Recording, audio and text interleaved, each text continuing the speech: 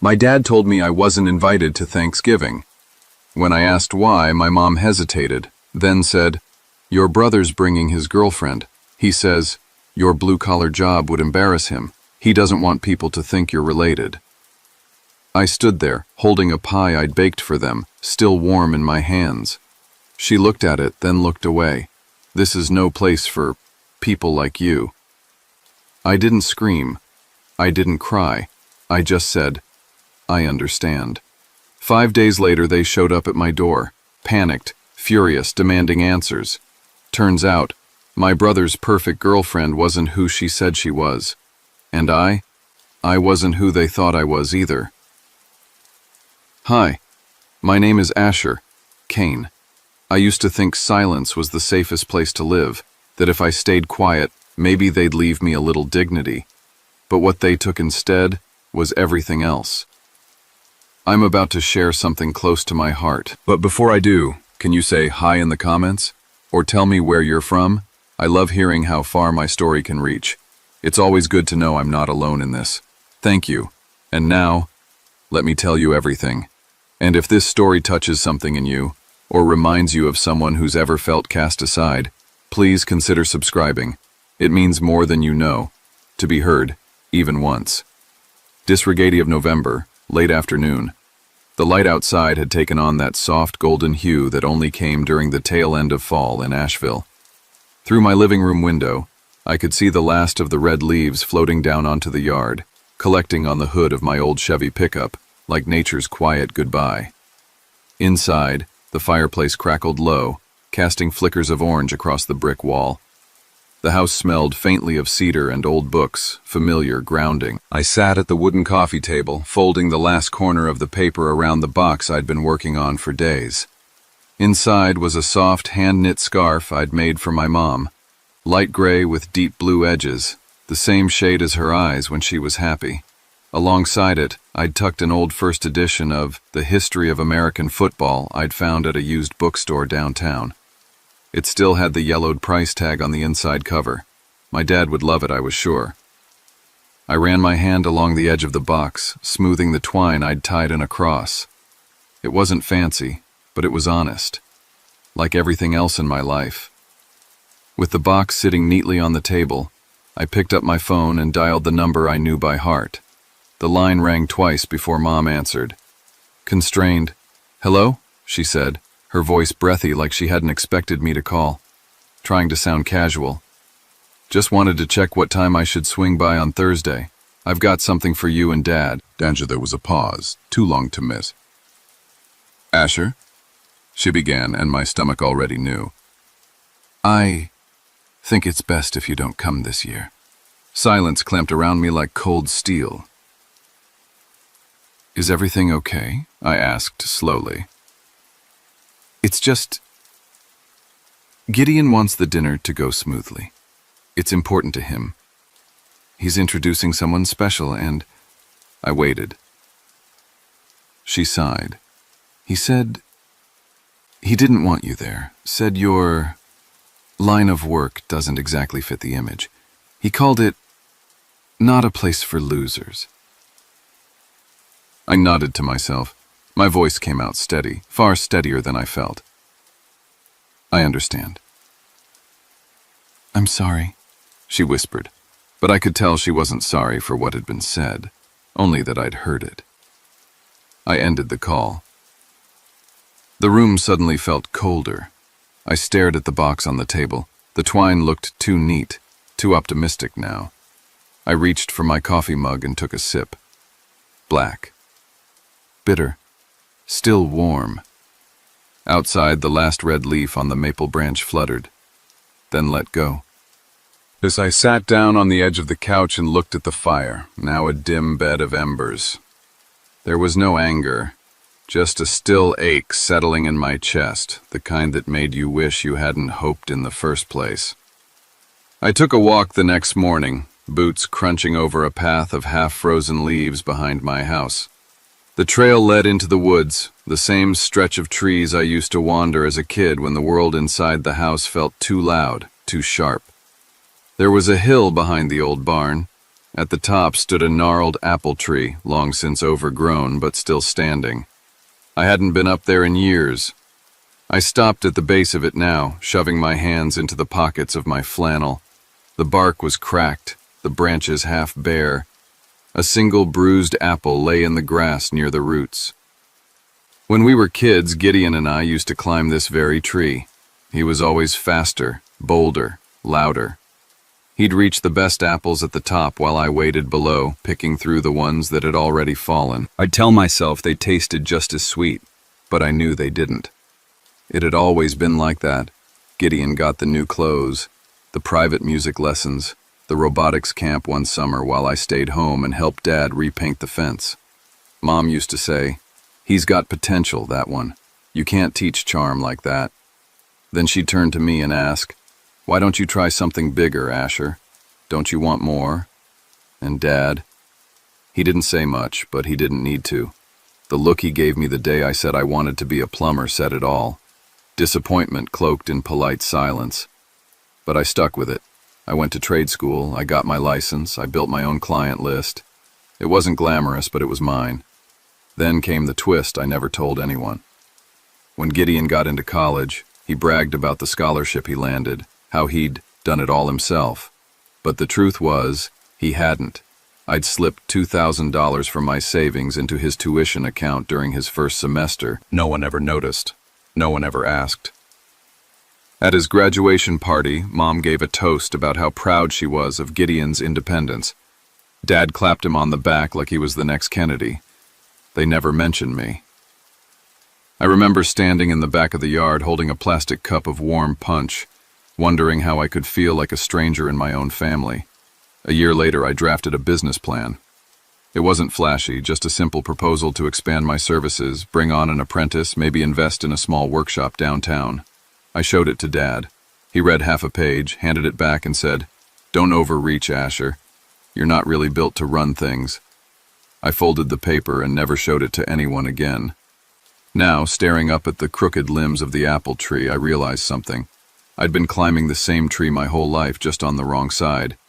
No matter how high I reached, the good fruit was always picked before I got there. I headed back down the hill, the wind cutting through my jacket. My breath came out in clouds. Back in the garage, I sat in the truck, closed the door, and just sat in silence.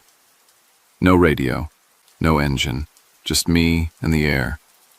I wasn't shocked that Gideon didn't want me at dinner. I was just surprised they finally said it out loud. They'd always left me out. This year, they just stopped pretending. And somehow that hurt more. 8 years ago, I was just a guy with calloused hands and a wrench in my back pocket, working odd plumbing jobs across the city. One afternoon, I got called to a leaky office sink in a cramped financial firm downtown. That's when I first met Sage. She was wearing glasses too big for her face, her hair in a loose braid, flipping through a spreadsheet. She looked up, offered a tight smile, and said, "Don't worry about the mess. I've been dealing with leaks in the numbers all morning." No disgust when I wiped oil on my jeans. No backhanded, "Why didn't you go to college?" Just curiosity. After that, she started inviting me for coffee downstairs after work. Not in a flirty way, more like she genuinely wanted to know who I was, where I came from, what I dreamed of. No one had ever asked before. Most people looked at me and saw a trade. She looked and saw a person. One day, over bitter black coffee and a stale blueberry muffin, I told her I didn't have some grand plan. I just wanted something steady.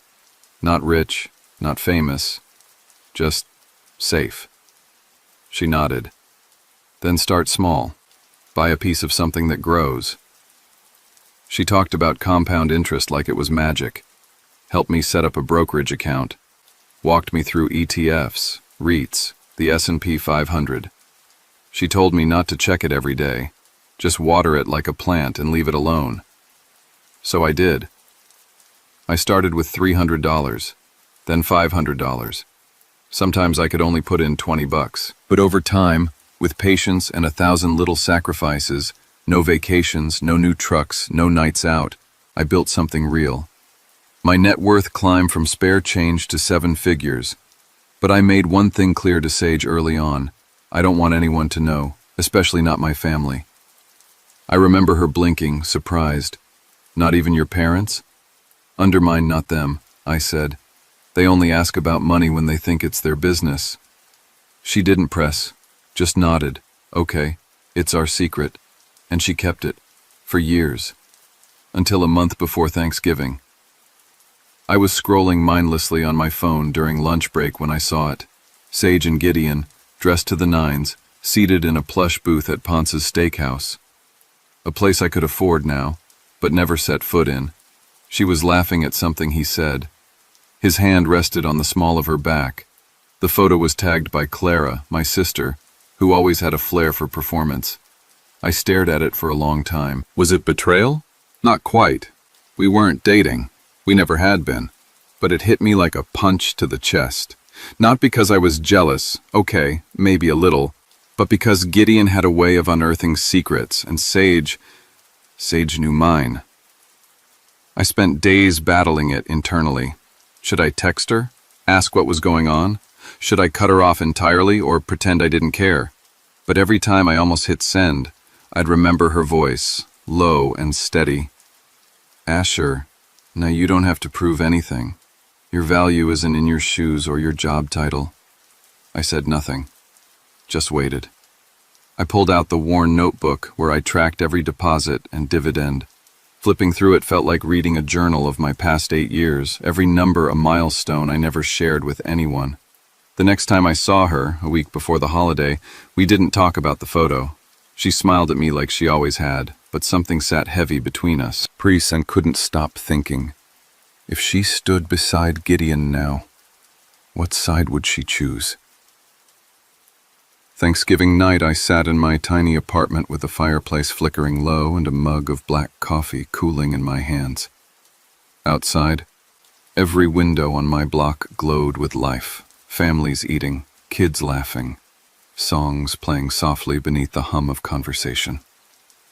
I imagined the table at my parents' house, roasted turkey, cranberry sauce, Clara's oversalted green beans, laughter bouncing off the old chandelier, and in the one empty seat, mine, an absence nobody mourned. I didn't expect Sage to show up the next day, but she did, knocked softly, her eyes rimmed red. I need to tell you what happened last night, she said. I let her in, wordless. She sat on the edge of the worn armchair like it might burn her. It started normal, wine, jokes. Clara made her speech. Then Gideon stood up with a champagne glass and said, "Meet Sage, my girlfriend, the perfect match for the kind of legacy our family represents." I stared at the floor. The fireplace crackled, but I felt cold. She swallowed. Then he said you'd probably ruin the vibe if you came, that you were probably stuck in a sewer somewhere. Everyone laughed. Punishments tightened around the mug. She glanced at me. Your mom didn't say anything, just smirked. Your dad, quiet as always. Then Clara chimed in. Asher chose his path. No one forced him to live like that. I didn't flinch, but inside I folded. I knew they didn't think much of me, but to say it out loud in front of her, I couldn't sit through it, she said. I stood up. I looked at her now, really looked. Her hands were shaking. I told them they were wrong, she continued, that you weren't low or pitiful or beneath anyone, that you were the most consistent, decent, hard-working person I'd ever met, and that your investment portfolio was probably more impressive than any of theirs. I told them you weren't there because they didn't deserve you. Silence bloomed. I couldn't speak. She blinked fast. I know I broke your trust. I'm sorry. I should have kept the secret. But I couldn't let them spit on you like that. I wanted to be furious. I wanted to yell. But all I could think about was the way her voice must have cut through that room, the silence that probably followed, the look on Gideon's face. I finally said, "Do you regret saying it?" She met my eyes. No, but I think it changed things. Now they know, and they're not going to apologize. They're going to come crawling smiling like they're proud of you.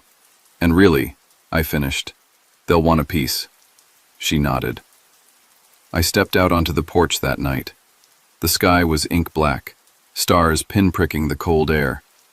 I'd spent years working in silence, building a life from scratch. Now, all it took was one dinner I didn't attend for the whole thing to shatter. Not the money, not the truth. The illusion that maybe, just maybe, I could belong without paying a price. But that illusion was gone now. And I was finally free. It was a quiet Sunday afternoon, 5 days after Thanksgiving. I was under my truck, changing the oil, the gravel cold beneath my back, when the familiar crunch of luxury tires rolled up my driveway. I wiped my hands on a rag and sat up. There it was, Gideon's sleek black BMW, shining with arrogance, parked right up against the wooden fence I had built with my own hands. The doors opened in sequence like a scene from a play they'd rehearsed, my brother adjusting his cufflinks, Clara smoothing out her designer coat, and Leonard trailing behind, eyes scanning the land like he was sizing up a development property. Not a smile, not a hello, not even a how are you. Gideon spoke first. So you're good at investing, huh? Real impressive keeping that from us. Bit selfish, don't you think? Clara didn't wait a beat. Families share blessings. This is the time to collaborate. Leonard chimed in, his tone too rehearsed. Let's not make things difficult, Asher. We're here in good faith. Not a single one of them asked how I'd been, how I'd managed, or if I needed anything.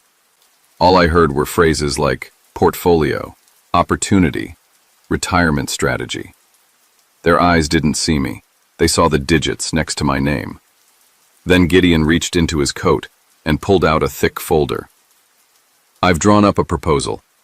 You bring the capital, I bring the network. We could really scale this. I took the folder, barely glanced inside. Legal jargon and percentages. Vague projections. Zero soul. I looked him straight in the eye. And if I had no money? Gideon didn't flinch. Then I guess you'd still be under that truck, patching pipes while it rains. I turned toward the house, ready to walk away, when Mom stepped forward. We didn't come to fight. Let's remember, we're family. We've overcome so much before. I cut her off. Mom, you spent 20 years wishing I'd disappear. You looked at me like I was the dust under Gideon's shoes. I stopped trying to please you the day I realized your love had terms. Clara's voice cracked. We didn't come for this. We came to support you. I faced her. No. You came for numbers, for access. I'm not a stock to be leveraged. I'm your brother, and you never cared until I became profitable. Gideon's temper finally snapped. Don't be a fool. You think you're invincible now? Keep pushing us, and you'll find out what it feels like when the whole world stops believing in you. Leonard sighed, grabbed Clara's elbow. He's always been like this, he muttered as he turned to go.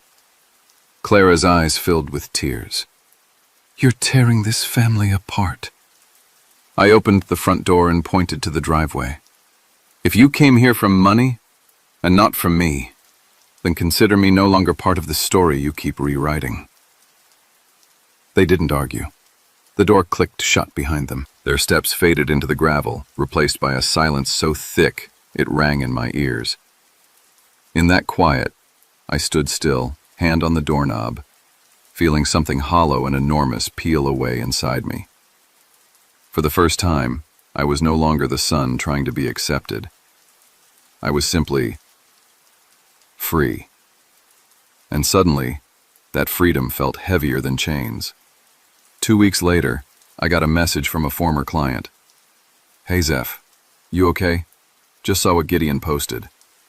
My gut clenched before I even opened the app. There it was, a long post, filled with polished outrage and curated sincerity. A photo of me in work clothes, hands smudged with grease, taken without my knowledge. Gideon's caption read, Safeguard who you trust. Some hide behind toolboxes and blue-collar charm. Not every dollar is clean. Not every brother is honest. Underneath it, Unsent 100 money. Turbulence. Hashtag betrayed by blood. Marin hours. Local forums in Asheville picked it up. Whispers turned into comments. Comments into posts. Posts into threads. In his next post, Gideon got bolder. He hinted that I had ties to questionable sources of capital, claiming my investment success came suspiciously fast and with no clear explanation. He suggested I'd been laundering money through renovations. The damage was swift. 3 longtime clients canceled upcoming work. One of the biggest contracting partners I'd worked with for years emailed to pause all collaboration pending further review. When I walked into the corner grocery store, the woman who used to slip me free apples didn't even meet my eyes. She rang up my items wordlessly. A childhood friend texted, "I don't think it's true, but it's messy. I can't get involved. Hope you understand." I stared at that message longer than I should have, because I did understand. That's what hurt. Then came the calls from my mother. She sobbed over the line. "Zeph, why won't you just apologize to Gideon? He's hurting too. If you share a little, all this can calm down." She called it peace. I called it a payoff. Then a letter came from Dad, handwritten, 3 pages, double-spaced. "You're destroying the values this family stands for. Reputation matters. If you keep this up, we'll all fall with you." Not once did he ask how I was doing, if I was safe, if the lies were costing me more than work. I sat in the garage that night, alone under the flickering fluorescent light. The cold bled through the concrete into my spine. I stared at the for sale sign I had half written for the house, folded it, unfolded it. Turbulence to the truck beside me. Maybe it's time to leave Asheville. Start somewhere no one knows the name. Asher, Kane.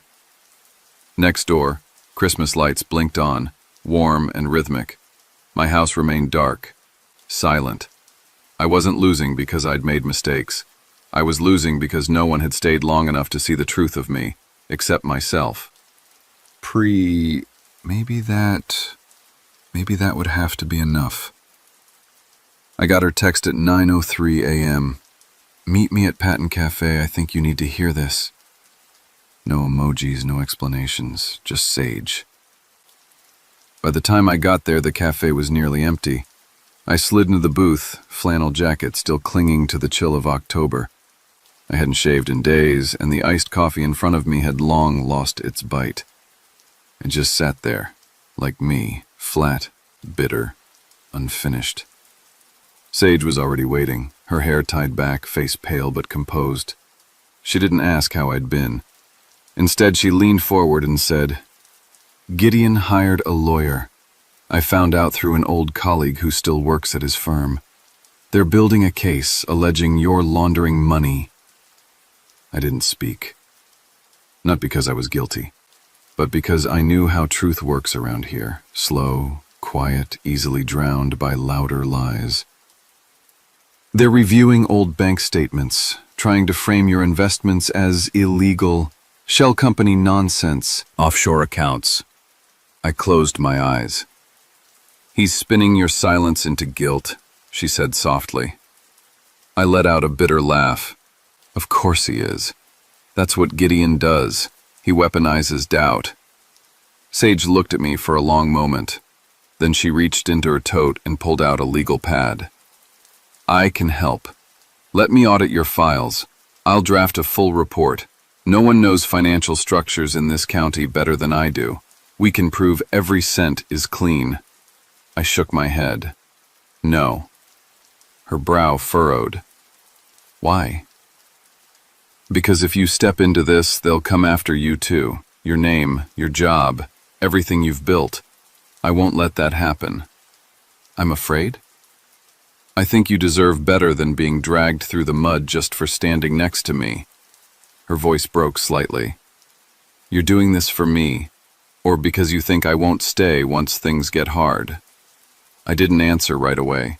Then I said, "You deserve someone this town respects, not someone they call a con man behind his back." She didn't cry. She just looked tired. I stood up. My coffee was still full, untouched. We ended up walking along the French Broad River. The sky was gray, water choppy. The bench we used to sit on was slick with rain. I stopped and turned toward her. I've tried to live honestly, quietly, but maybe that was never enough. Maybe the truth doesn't win unless you shout it. And I was never good at shouting. Sage said nothing. Not a hug, not a goodbye. Just two people parting, one step at a time, until there was nothing left to say. That night, I went home and opened the safe. Pulled out every folder, every notarized record, every receipt from the past 5 years. Spread them across the table, and whispered to myself, prove it or vanish. The knock came early, 7:10 a.m., Monday morning. Not frantic, not desperate. That kind of knock that tells you the person on the other side has done this before. Priye opened the door to two officers in uniform, eyes clear and cold. Asher Kane, the taller one asked. Yes. We need to ask you a few questions regarding your assets and financial records. I nodded. Come in.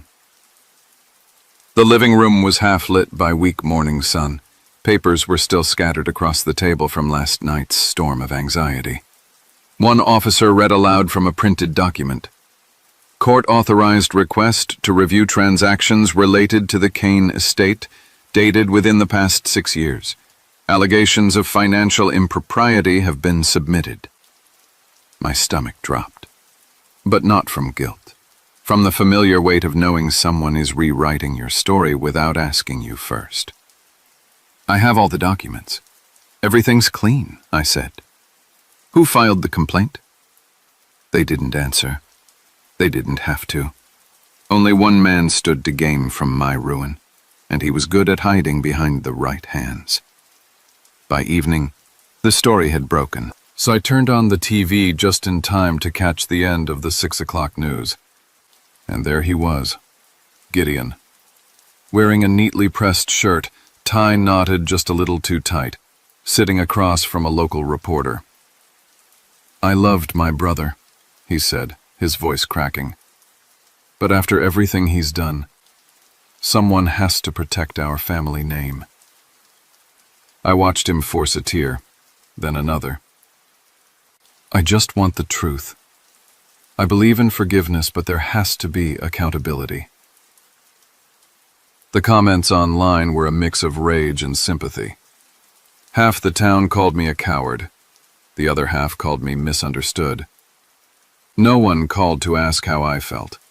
I sat in the dark, surrounded by files, by years of effort and quiet dignity, now questioned by a smirking face on television.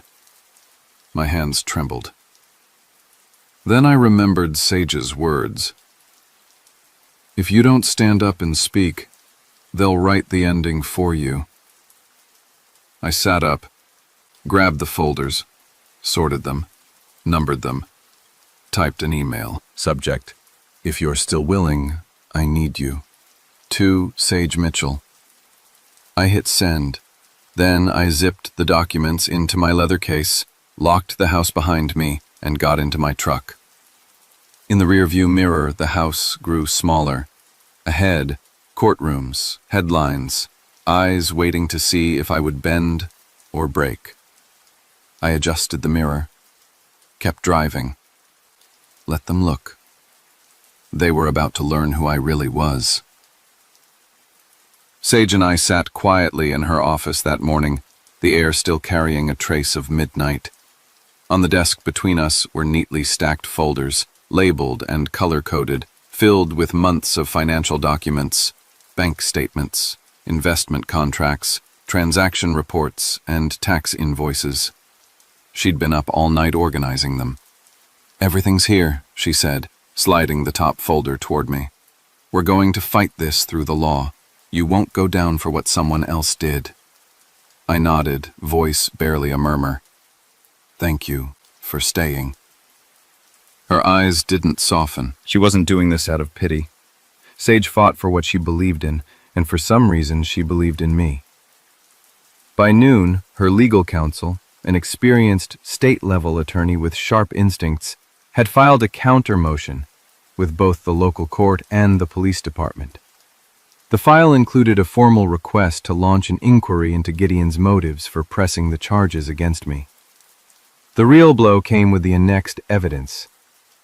Gideon had been using company marketing funds for personal luxuries, first-class tickets to Cabo, a Rolex with his initials engraved on the back, and suspicious wire transfers labeled vendor consulting, which led to a personal PayPal account. His expense reports had been doctored for over 2 years with digital trails left carelessly behind. The company moved swiftly. HR terminated his employment under cause, freezing all outgoing payments tied to his name. Legal sent a cease and desist. The irony? His accusations had triggered the audit that uncovered his own fraud. Meanwhile, Sage, never one to stay quiet when truth needed a platform, shared the story of my journey at a local community finance conference. She didn't mention names. She didn't need to. Her words were precise. Some of us build wealth the hard way, with hands, patience, and dignity, and when they come for you, you stand. She made its way online. I didn't even know it had been recorded. But within 2 days, I began receiving messages. People I hadn't heard from in years. Clients from my repair business asking to be added back to the schedule. A retired professor mailed me a letter, handwritten. You reminded me what integrity looks like. The tide had turned.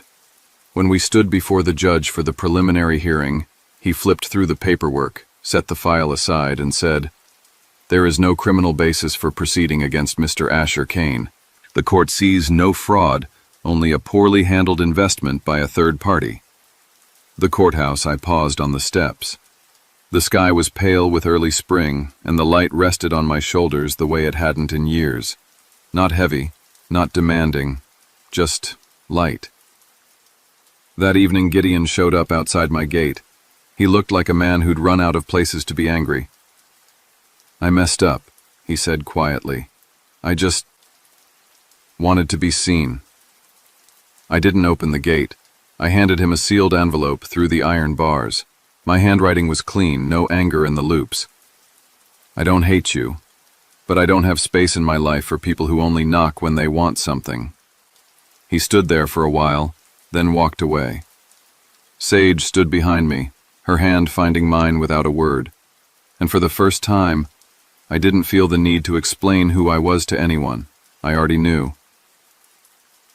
1 year later, in the blush of autumn, I married Sage. We chose a small hillside chapel, old and cedar-scented. Nothing extravagant, just white chrysanthemums tied to pews with twine, and garlands of pine across the altar. It was peaceful, intimate. Our guest list was short. Milo, the thrift store owner who lent me tools when I couldn't afford my own. Lila, a retired teacher who'd brought her cracked heirloom lamp for repair. A few of Sage's colleagues, all sharp minds and kind eyes. In the front row, 3 seats remained empty. One for my father, one for my mother, one for the brother who once called me worthless. None of them came. A week before the ceremony, I'd received a letter, no return address, but the script was unmistakable, my mother's. "I won't come, I don't deserve to, but if one day you find space in your heart to forgive, I'll still be here, waiting." I didn't reply. Not that I get it too. After the wedding, Sage and I moved into a modest 2-story house just outside Asheville, with a creaky porch and a small backyard.